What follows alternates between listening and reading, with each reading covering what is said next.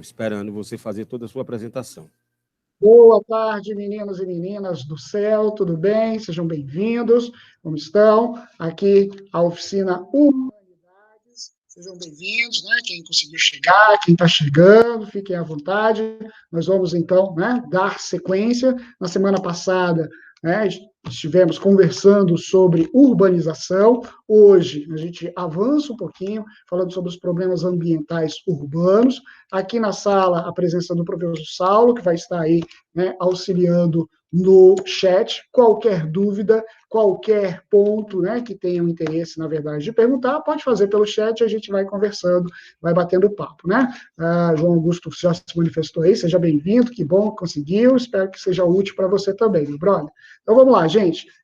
Vou passando aqui a dinâmica só para ilustrar, né, para quem esteve, para quem não lembra, para quem vai assistir depois. Nós usamos, né, sempre a temática a partir de uma perspectiva muito rasa de introdução do tema, né, coisa rápida, só para situar todo mundo no mesmo ponto. A partir, né, dessa explanação, nós resolvemos duas questões. Uma questão no modelo do Programa de Avaliação Seriada da Universidade de Brasília, o PAS, normalmente são questões do tipo A, para julgamento certo e errado, e, na sequência, nós resolvemos uma questão do modelo Enem, geralmente uma questão do tipo C, múltipla escolha, como eu brinquei na outra turma agora, vocês chamam normalmente de marcar X. Então, enfim, né, não importa a terminologia, importa é que você saiba resolver essa questão. É esse o nosso interesse, e é por isso, então, que a gente bate esse papo aqui de 23, 24, 25 minutos. Se a gente se empolgar, se o Saulo participar, aí também a gente faz em 30, mas não passa mais que isso,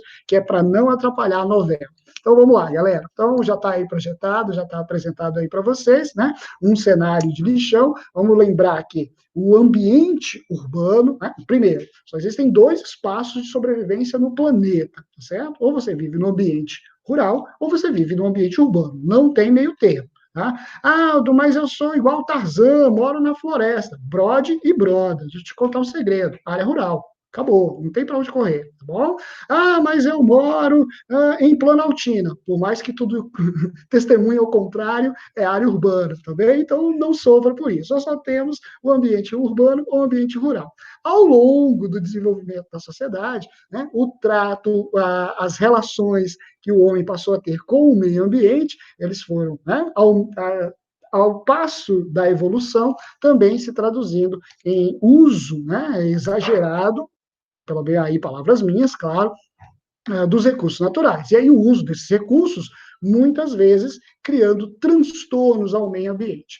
Com o desenvolvimento das cidades, né, especialmente a partir da Revolução Industrial, lá no final do século XVIII, começa, né, nos territórios do continente europeu, primeiro da Inglaterra, vai para a França, se espalha. Depois a gente tem ali o período do século XIX, e no século XX começa a industrialização, né, que nós vamos chamar de tardia ou retardatária. Nesse conjunto de países vão entrar aí o Japão, vai entrar a China, vai entrar o México, vai entrar, pasmem, o Brasil, né? Somos um país que se apresenta na lista dos 15 países mais industrializados do planeta, não é à toa que compomos a oitava economia mundial. Nossos problemas aqui são outros, né, que passa, obviamente, pela corrupção, passa, obviamente, pela condição de não valorizar efetivamente o espaço territorial, as riquezas que possuímos, nossa capacidade de produção. A indústria brasileira fabrica da agulha ao avião. Então, do mais simples à alta tecnologia, temos esse conjunto produtivo disponível e, é claro,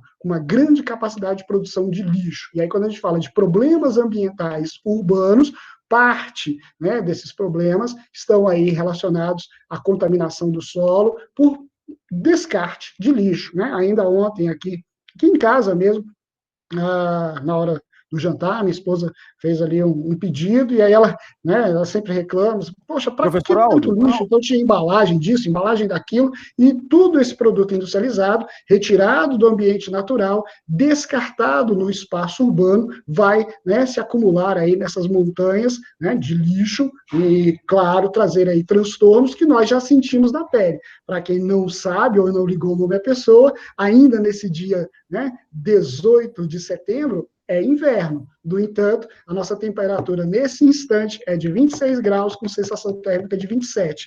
É um inverno nada rigoroso. Ah, mas você vai me dizer, então, que antigamente não fazia calor, fazia frio. Mais ou menos isso. Mas é bem verdade também que, ainda que existam os elementos e as condições naturais que caracterizam o clima tropical, que caracterizam as faixas intertropicais, por outro lado, também há um avanço e um exagero, né, de desenvolvimento que implica em alterações em várias ordens, principalmente no ambiente urbano. Saulo tinha me Professor chamado aí, que Aldo, professor Aldo, o nosso aluno, nosso querido aluno lá do CEL, o João Augusto, ele está perguntando aqui no chat o seguinte, mas foi uma formação industrial aqui no Brasil? Ele está querendo dizer o seguinte, que a formação industrial no Brasil foi tardia? Ó, esse termo tardia é só para identificar que não aconteceu ao mesmo tempo, João, que a Revolução Industrial. A gente chama de tardia ou retardatária, o processo de industrialização que se efetivou a partir do século XX. Para você ter uma ideia, o Brasil se industrializa, né, de fato, a partir da década de 30, já é governo Getúlio Vargas, aquela ideia de não ser mais dependente do agronegócio, tinha acontecido a crise de 1929, aí uma decadência na produção cafeeira, e aí eles, opa, peraí, precisamos industrializar essa bagaça aqui. Então, né, vem as companhias siderúrgicas, bancadas pelo Estado, né, por meios não necessariamente tão limpos e lícitos assim, mas isso é outra história, depois dá uma continuidade, desenvolvimento industrial do Juscelino Kubitschek. Ao mesmo tempo, ali, década de 30, nós vamos ter, né, um pouquinho antes, um pouquinho depois, a industrialização, por exemplo, do Japão. Chegou a ser a segunda maior economia do mundo. Também industrialização tardia. Então, esse termo tardio não é um termo pejorativo, não é ruim, e não significa exatamente atraso de produtividade. Significa que aconteceu um processo de desenvolvimento industrial posterior à Revolução Industrial, que foi lá no século XVIII, então quase 2 séculos depois. Tá certo? É isso. Né? Esclarecido aí, João? Tranquilo? Podemos? Então, vou passar aqui. A gente avançou aí no tempo. Depois, Saulo, se o João comentar aí no chat, você fala. Né? E isso, beleza. Ele Então, disse já vi. lá, ok, obrigado. Beleza. Então, vamos embora. Então, vou seguir aqui. Tá? Então, primeiro conjunto de questões. Né? Aí vamos. Questão Aldo, antes de paz. você continuar, só lembrando, João, pode colocar suas perguntas aí no chat aí, que eu vou estar falando com o Aldo aqui, e o Aldo vai estar te respondendo que, na medida do possível, tudo que ele sabe, tá ok? Coloca no chat toda a sua dúvida que eu passo direto, tá ok? Um Bom, abraço, deu João. mal, não vou responder muita coisa, não sei muita coisa, então enrolou, hein? Pô, tu faz as Esse é o, promessas, amigo. esse é o cara, João, pode perguntar, Vambora. pergunta tudo. Não, pergunta não, Deus me livre. Brincadeira, João, pode perguntar. Qualquer coisa, o Google ajuda. Então, olha só, gente. Questão aqui diz assim: o fenômeno da inversão térmica é responsável pela difusão de problemas respiratórios na população residente em grandes centros urbanos. Então, olha só, a gente tem uma temática, deixa eu pegar aqui o marcador, vamos conseguir fazer a marcação, deixa eu ver se essa cor aqui ajuda, e ajuda desgrama nenhuma, espera aí que deu ruim. Pronto, agora vai, agora deu certo. Vamos lá. Então, olha só, ele fala que este elemento, inversão térmica, o próprio termo já é explicativo, né? Eu inverto a característica climática, temporal, não vou entrar aqui na seara da diferença de tempo e clima. O clima são as condições constantes, né? Determinadas, obviamente, pelo posicionamento geográfico. O tempo, a variação cotidiana do clima. Então, o tempo está quente, o tempo está frio, o tempo está nublado. Bom, quando a gente fala de inversão térmica, nós estamos considerando a perspectiva do tempo atmosférico, localidades que, eventualmente, né, não choviam, passa a ter ali um índice pluviométrico mais elevado, ambientes que não teriam temperaturas tão altas passa a ter, né, temperaturas mais altas, localidades que não eram tão frias passam a ter, né, convivências ou vivências com baixas temperaturas. Pronto. Então, como eu disse ali há pouco, né, a gente vai sempre no raso, né, não vamos entrando, porque a nossa lógica é de resolução de questão. Muito bem. Então, ele diz que a inversão térmica é responsável, é o culpado, tá certo? Pela ampliação, pela formação de problemas, né, de várias ordens, aqui ele cita problemas respiratórios. Ok, então toda a população que vive nos grandes centros urbanos está vulnerável a esses problemas, né? Vamos lembrar que um ano atrás, não chega nem a tudo isso, né, tivemos uma precipitação, uma chuva negra na cidade de São Paulo, né, depois de incêndio na floresta amazônica. Vamos lembrar que nesse momento aqui, hoje, dia 18, agora 14 horas e 39 minutos, nesse instante, a população que vive em duas grandes cidades, Campo Grande, capital do estado do Mato Grosso do Sul, e Cuiabá, capital do estado de Mato Grosso, estão com dificuldade de respiração por conta das queimadas, né, acumuladas, tanto na área do Pantanal, e aí lembrar que a gente tem o Pantanal, uma parte no Mato Grosso do Sul, uma parte do Mato Grosso, e além das queimadas na Amazônia. Então, como grandes produtores rurais, grandes donos do agronegócio moram nessas duas cidades, então estão pagando um alto preço aí, claro que outros inocentes e outras tantas pessoas ficam vulneráveis, mas enfim, principalmente as crianças, principalmente os mais velhos, dificuldade na respiração, fora alergia, problema nas vistas e por aí vai. Muito bem, sobre esse tema a gente vai dizer o que é verdade, o que é mentira. A primeira questão diz assim: então, a inversão térmica é um processo totalmente relacionado com a ação humana sobre o meio ambiente. Veja que sagaz, né, o elaborador aqui, o camarada da banca, sobre esta questão, né? A inversão térmica é um elemento, é um problema natural, agravado, né, pela atividade humana, pelo desenvolvimento industrial, mas ele não é totalmente relacionado só com a ação humana. Guarde bem isso, né? Primeiro Macetaldo aqui, para a resolução. Toda palavra que apareça no ilustrador que tenha terminação em mente, provavelmente ele vai estar mentindo. Então, totalmente, realmente, né, imensamente, toda vez que terminar com mente, desconfie. O item pode estar mentindo. No caso do item 1, ele está mesmo mentindo, é um item errado. A inversão térmica não é um fenômeno totalmente antrópico, criado pela ação humana, mas é um fenômeno de ordem natural. E aí, claro, associado à poluição atmosférica, à emissão de poluentes provocando, então, aumento de temperatura, encapamento do solo, com construção de calçada, de asfalto, tudo isso é problema que ajuda, então, a ampliar a ideia de inversão térmica. Item 1, errado. Vamos ver se tem outro. Professor Aldo, então vale a pena levar em consideração que o seguinte, as queimadas, elas podem acontecer naturalmente, essa inversão térmica, elas acontecem naturalmente, mesmo em locais não habitados pelo homem, não cidades, com tudo.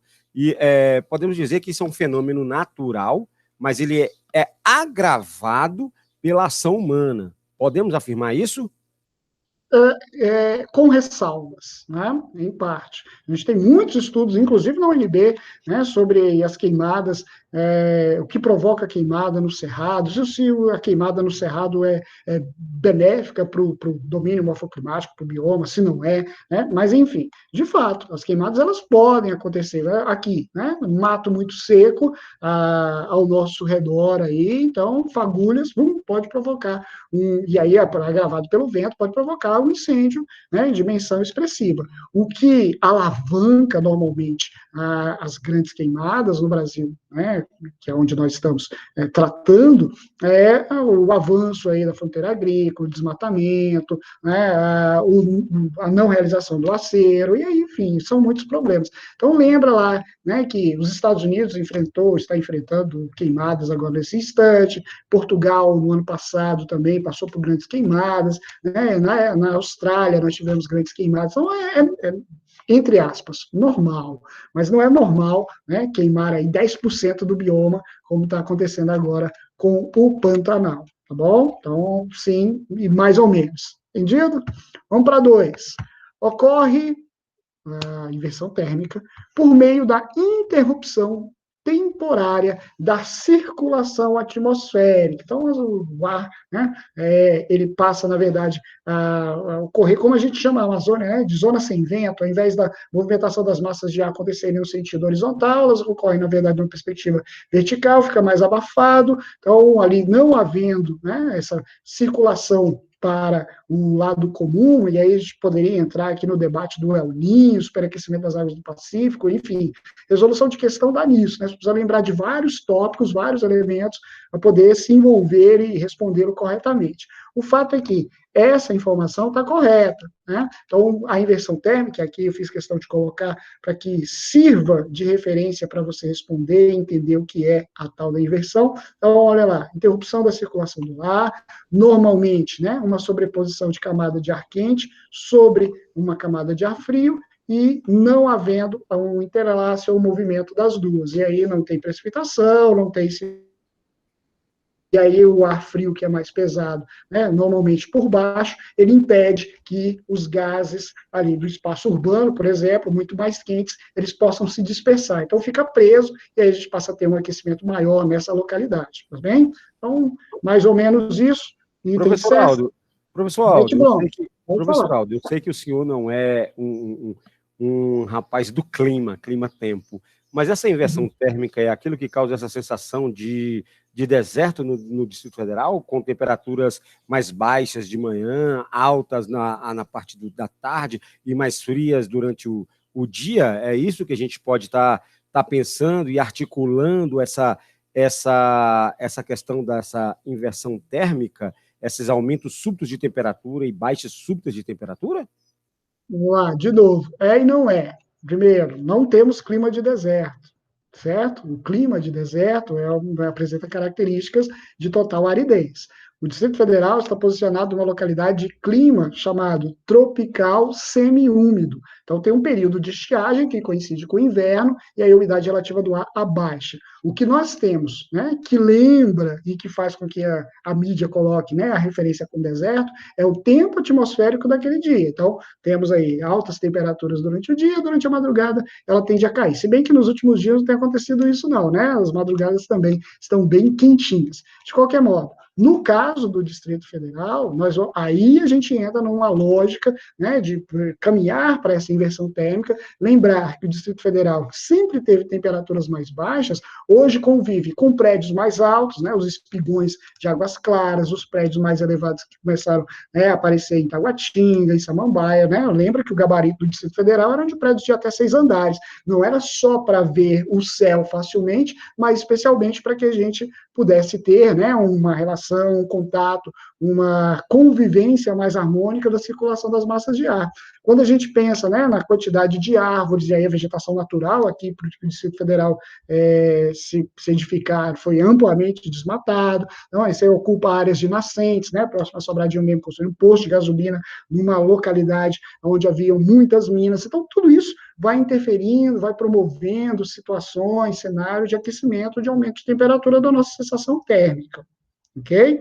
Eu dei uma volta aí, Saulo, em relação ao que você perguntou, exatamente porque é mais complexo essa análise, essa interpretação, a gente não pode reduzi-la e dizer, temos clima de deserto, não, né? Então por que construir os prédios? Lembra, Asa Norte, né, quando eu estudava ainda na UNB, era vazio, né? Não tinha tantos prédios quanto tem agora, o Paulo Otávio está lá que constrói, mete prédio, e aí vem a circulação de ar, então aqui, ó, aqui tá o prédio, aqui não tem um prédio, tá certo? Tá área livre, aqui é o vento, tá vindo, passou direto, beleza. Agora, cresceu um prédio aqui, lá vem o vento. Ih, caraca, tem uma parede, ele tem que subir. Quando ele sobe, o que faz? Aumenta de temperatura, e você vai aquecendo toda a localidade, tudo que está ao redor, tá certo? Mais ou menos aí o sentido de você subir uma escada. Chega aí, né, no lugar onde você estiver próximo, sobe a escada para você ver, vai aumentar a sua temperatura. Com as massas de ar, com o vento, não vai ser diferente, beleza? Porque a mídia fala muito nisso, né? Temperatura de deserto. O Centro-Oeste está com temperatura Rapaz, mas é de muito deserto. mais fácil, né? Aí você agora esclareceu que não é bem assim.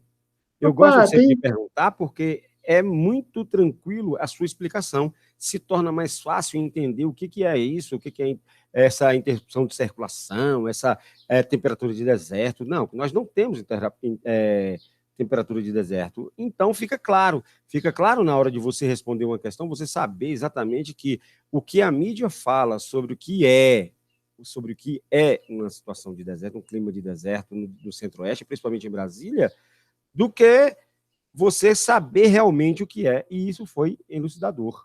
Muito obrigado, professor. Dúvidas, João? Vamos seguindo. Não está aí ainda? Vamos embora. Questão 3. Qualquer coisa, pergunta aí. Eu vou mudar o assunto agora. Né? Então, ele diz que inversão térmica trata-se de um fenômeno natural que só causa prejuízos em áreas que são poluídas. Não vou perder tempo aqui em informação verdadeira, tá certo? Então, é um contexto, né, que a natureza já possui, mas que nós, humanos, com a nossa capacidade do telecéfalo desenvolvido, polegar opositor, lembrou agora aí do Ilha das Flores, né, Saulo? Então, com essa capacidade toda, a gente consegue piorar o cenário. E aí, claro, né, a gente cria aí dificuldade, né, em escoar, por exemplo, o ar mais quente, o ar poluído dos grandes centros urbanos, e isso vai acarretar problemas dos mais variados, problemas respiratórios, problemas, né, na continuidade da vida vegetal, da vida animal, nesses espaços de grande poluição. Brasília tem vantagens, tá? Não temos indústria de grande porte por aqui, nosso problema é o desmatamento, felizmente, né, ainda se mantém um ambiente mais arborizado, tudo bem que é no plano piloto, mas ao longo do tempo, as cidades, as outras regiões administrativas também vão percebendo essa necessidade, vamos acreditar que sim. Vou passar para o 4, porque o tempo está corrido, e aí eu gostaria, na verdade, de concluir aqui.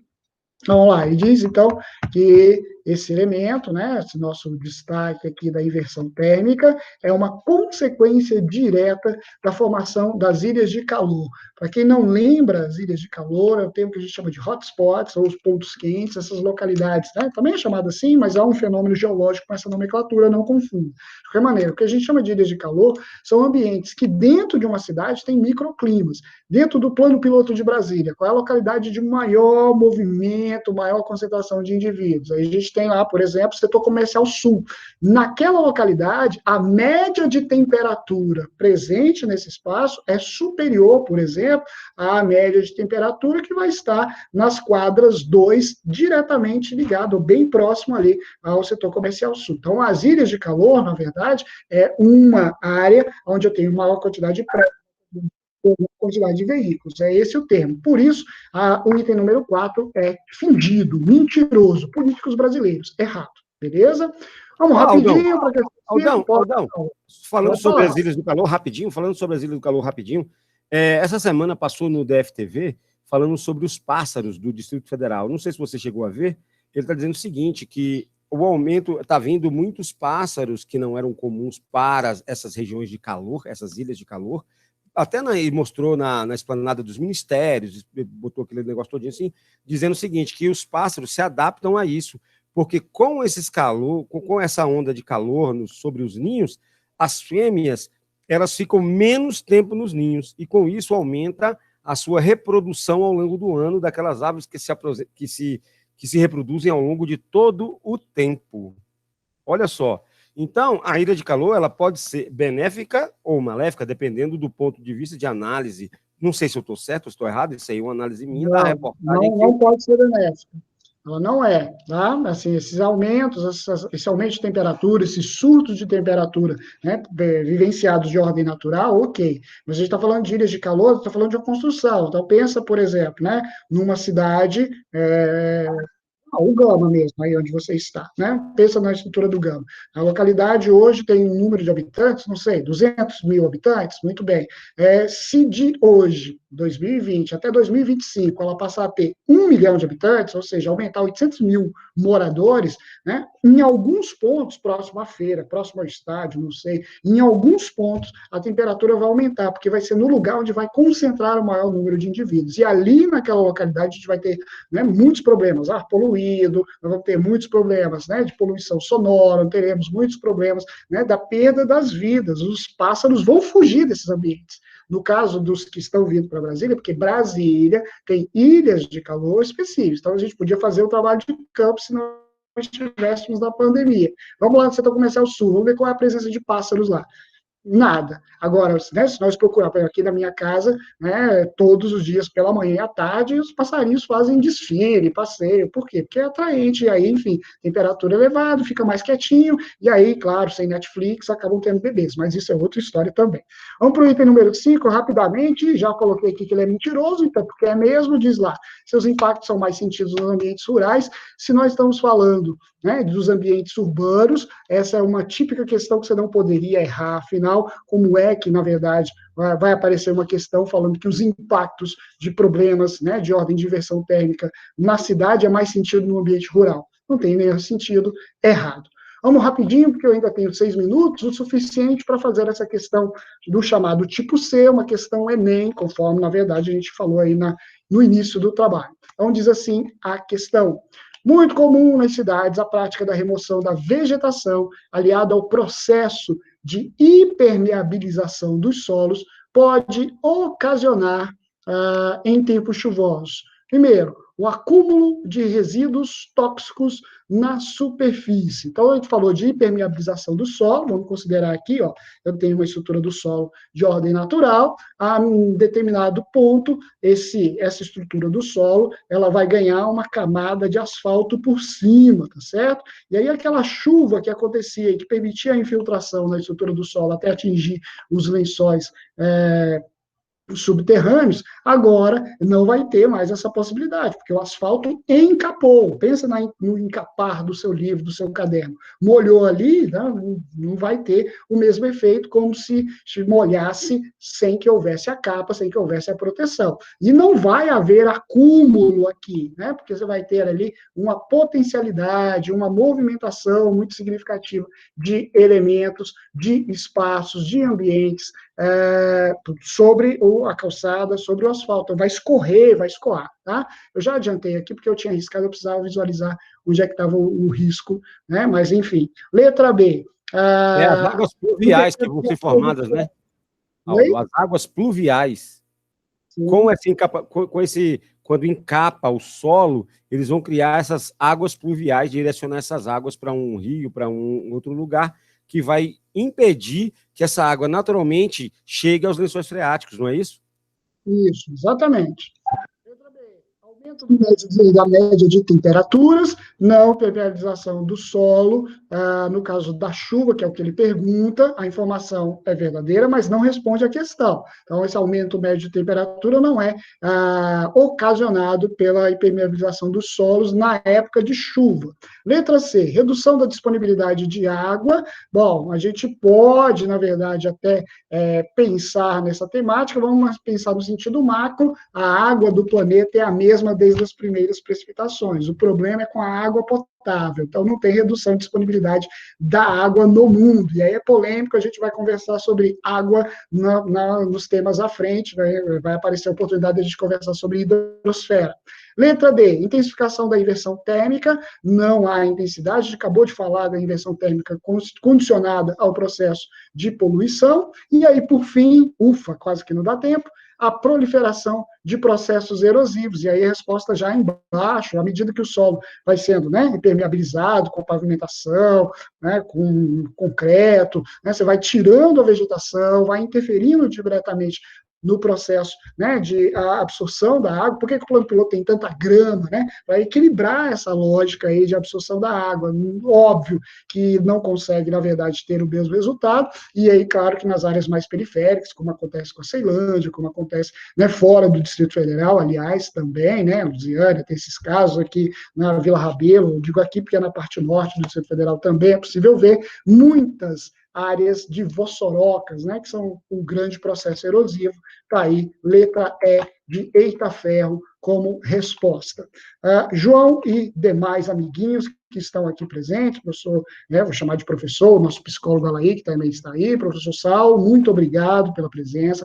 A lógica desse bate-papo são pílulas mesmo, jogo rápido, como eu disse, 25, 23, 27 ou 30 minutinhos, depende, obviamente, da nossa ansiedade, da nossa vontade, e, como eu disse, vou postar lá no nosso mural, logo mais, assim que passar aqui a outra aula, então disponibilizo.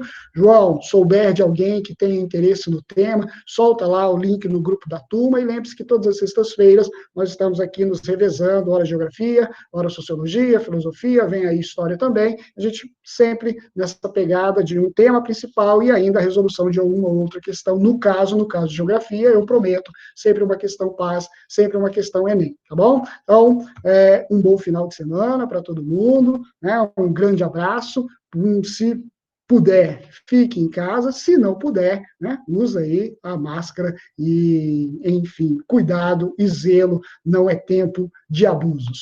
Grande abraço, valeu, até logo, quando a gente se encontrar outra vez já é primavera. Valeu, galera!